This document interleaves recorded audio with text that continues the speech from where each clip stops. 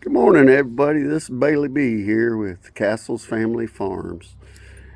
Just wanted to come down and show you one of my antique tractors that I still use. I use this one to pull my grain wagon. And let me show you. It's a 1948 Silver King Model 42. She's a fun one to ride. And I use this one to pull the grain wagon. Got that old single wheel in the front. It's got an old Continental engine in it. But yeah, this is a good old running tractor.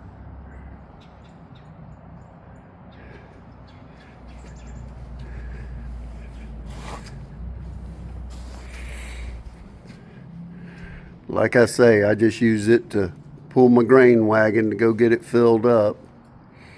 So, yep. My grain wagon's there and this one's here. So, just a good old tractor.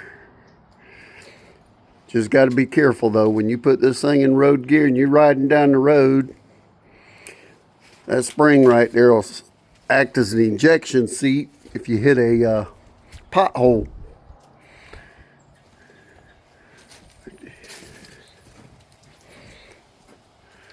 So there's my Silver King.